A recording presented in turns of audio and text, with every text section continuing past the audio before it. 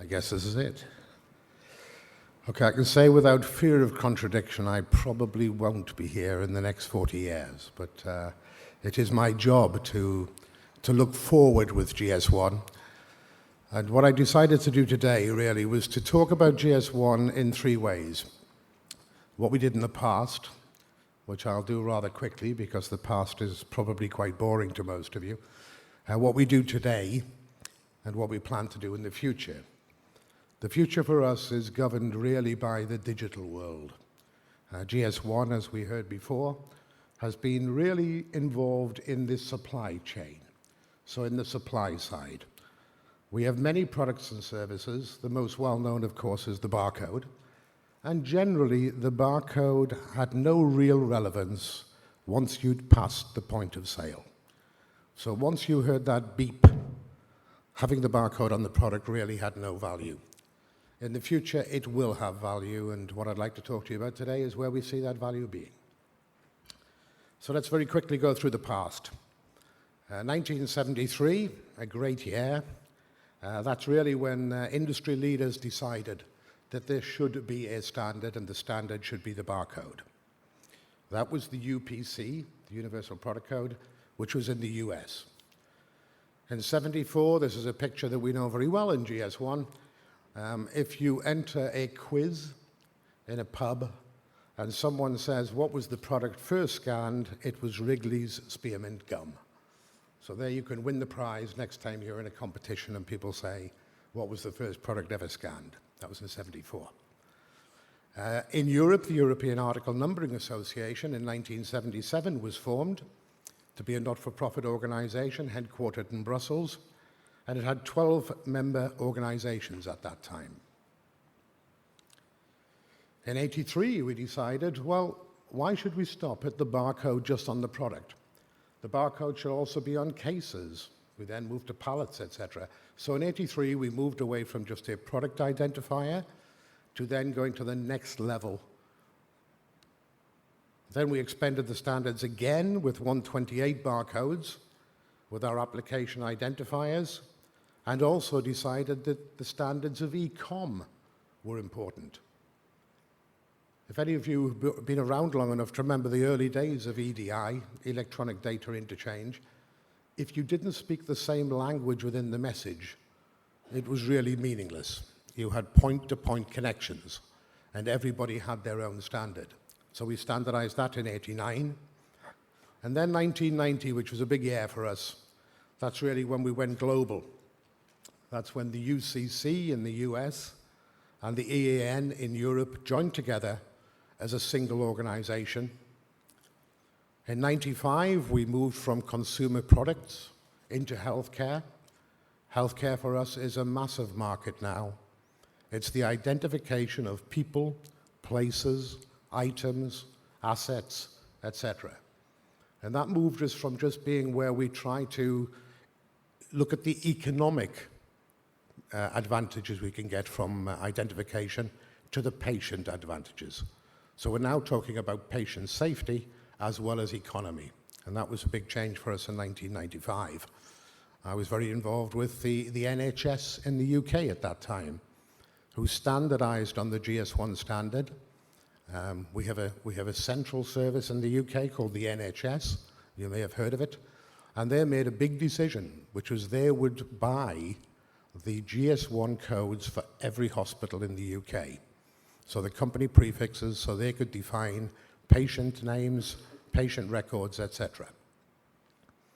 In 2003, you have to remember, the barcode is just a carrier for the identifier. In 2003, we formed a subsidiary called EPC Global and moved from the carrier being the black and white stripes that we all know, which you look with your eyes and see, to something where you could listen with your ears, so effectively radio frequency identification. So we had to set the standards for that. I think people underestimate how difficult that is. Try going around the world to every country and try to get them all to agree on what frequency we will use just for the tag. Because if you put an RFID tag on in China, you need to read it in Greece. And that means that it has to have the same frequency band that the Greek government have to say, yes, we will leave that one for you, and we had to do that around the world. I wasn't involved in that, but I would have had more air miles if I had been. It was a big job. The next one was in 2004. So we then decided we really should be involved in the transmission of data. The way I like to explain, sorry, I have to flick back. The way I like to explain GS1 is very easy. It's about identifying, capturing, and then we moved into sharing of information. So we start with the identification piece, which is the number that you all know below the barcode. When you read it, we capture that information. We then want to share data. So we basically developed the Global Data Synchronization Network. Sorry, this is moving backwards and forwards, which is a product catalog. We now have 12 million products in that catalog, and it is shared between trading partners.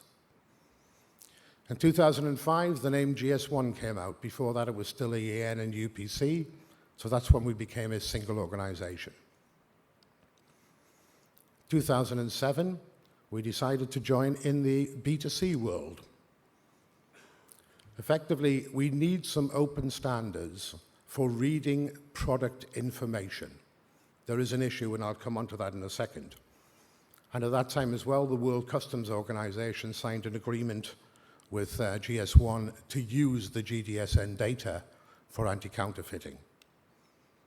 You've already mentioned in 2013, we have our 30th anniversary. So that's the history of GS1. Let's move now to what are we doing today? As you've been told, we are the global language of business. We're neutral, we're not for profit, we're user-driven, and we're user-governed, which means the companies in this room who are members own GS1. Global Office does not own GS1. We're both global and local, and we're inclusive and we're collaborative. You will recognize some of these. So some of the world's best-known companies are on our boards. We have a global board as well, and these are the companies on the global board. I'm sure you will recognize many of those logos. So there's over 1 million, in fact, there's nearly 2 million organizations own us. We're in 22 sectors the last time I looked, and we operate in 150 companies. And that's everybody from little corner shops to the biggest companies in the world. So our key sectors, as I say, are consumer goods, healthcare, and T&L. The 22 sectors are done by the individual member organizations. As Global Office, these are our 3 global sectors where we have global teams working on these. I won't take Eric's thunder. He's obviously going to do a whole study, but I would like to give a bit of a build-up. This is actually the biggest number of downloads we've ever had from our website for any study we ever did. So thanks very much for that. We worked very closely together as GS1 and McKinsey on this. As I said to you, the healthcare industry is now our second biggest sector. CPG is still the biggest. And we're implementing these standards globally to save patients' lives. I mentioned the World Customs Organization. We have a memorandum of understanding with them, and it's really about cross-border trade. It's about when you open up the container that comes into a port, how do you find out what products are in there and what the anti-counterfeit measures should be on those products? We're sharing that information with customs today in a pilot. And obviously e-procurement, a big thing for governments these days is to try to cut costs. I think that's the same in Greece as everywhere else in the world. And one of the biggest things that we've found is by having e-procurement instead of paper-based procurement, there are big savings to be made. I've purposely, excuse me a second.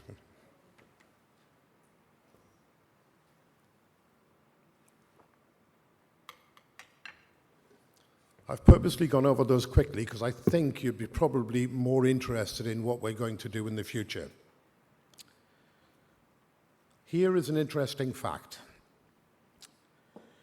by 2014, there will be more web accesses on mobile technology than there will be on desktops.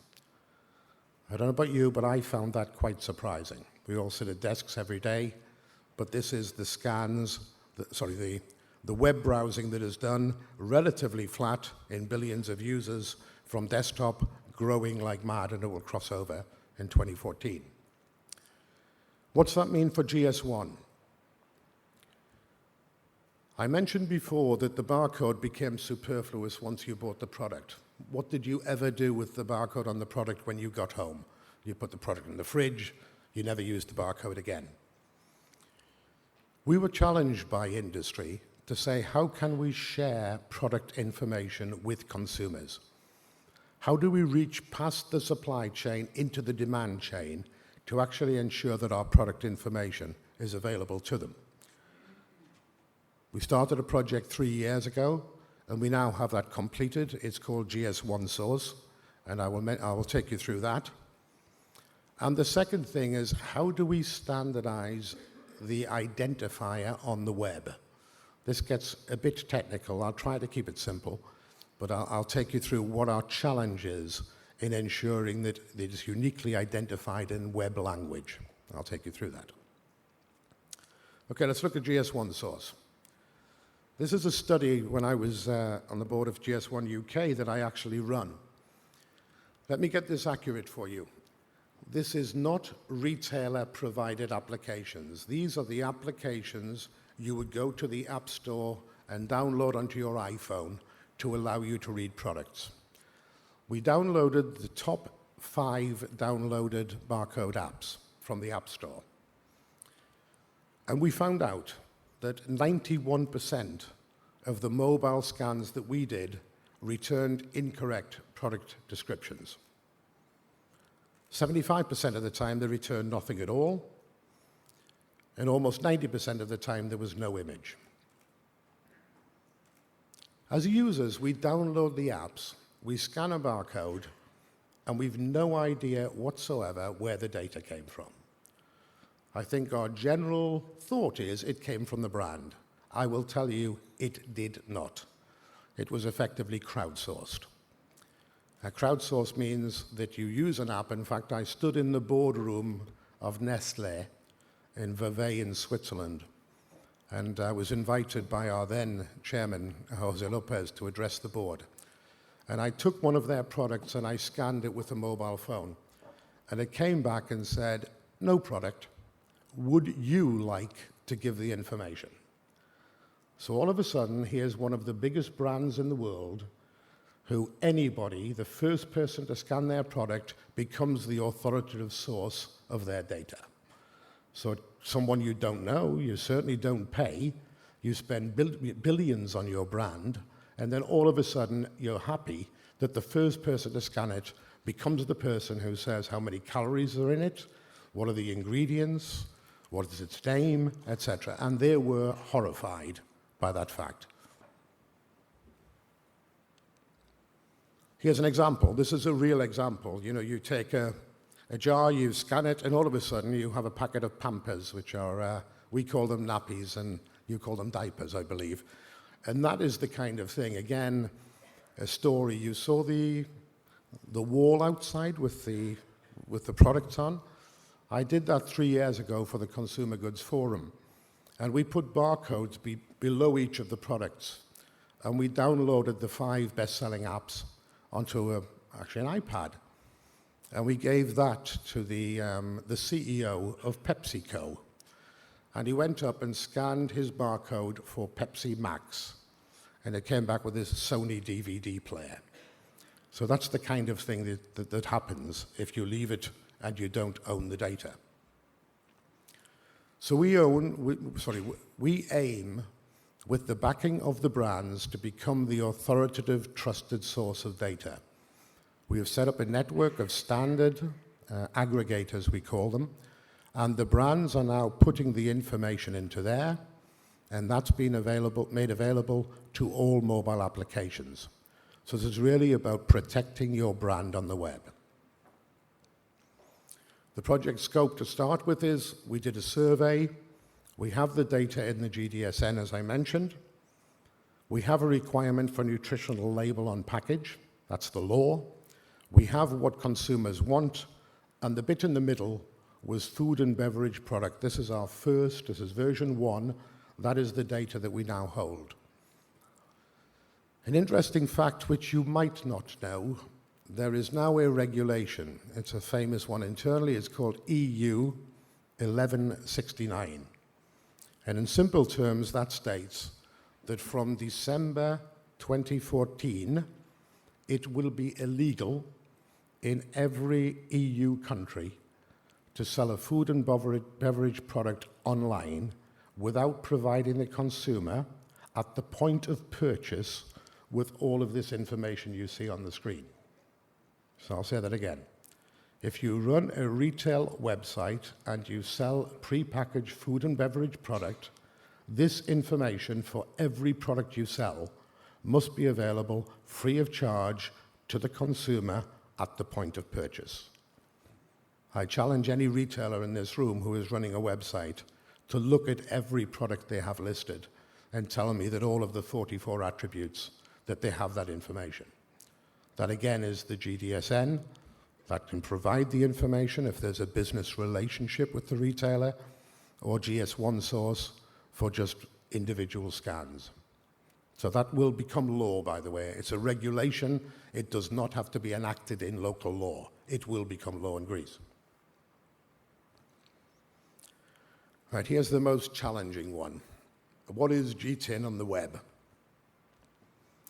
Okay, there are global standards for web page layout. So the standards about how you say this is a font, this is a position, this is a photograph, etc. But there is no standard for the data contained in the web page. So the web page that you see here when you browse actually has obviously a lot of code below it. And the computer, when you're doing a search, is actually reading that code. It's not reading the screen, it's reading that code to put it onto your screen so you have the visibility of it. So for example, down the bottom it will say, align the text in the center, it's 16 pitch, etc. So what if we did do that? What if we actually had a standard about the data rather than just the layout? What if we had, in the underlying web code, things that said, this is a GTIN, this is where you get the attributes from, etc. So we're working with the standards, with the World Wide Web standard, etc., to actually come up with standards for encoding in the actual web page the GTIN. Why would you bother doing that? It just sounds complicated without much value. Well, what would happen if there were real standards? Then search engines could understand the product data. They could pull out, and this is just an example of what we're doing. It's not the standard yet, but it would say it has an EAN UCC code. It's a 13-digit code, and this is the code. So instead of just reading numbers and assuming it might be a GTIN, but after all, it might be a telephone number, we could actually have standard labels on every web screen everywhere about a product. The reason we're doing this is that online searches suffer at the moment because there is no standard. If we take the example, this is an actual example, by the way. Dixie cups in the US are little paper cups.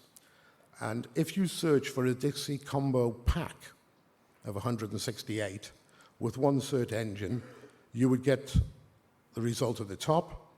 But if retailer 2, if they called it a box, there's no standard that can tell the word pack from box.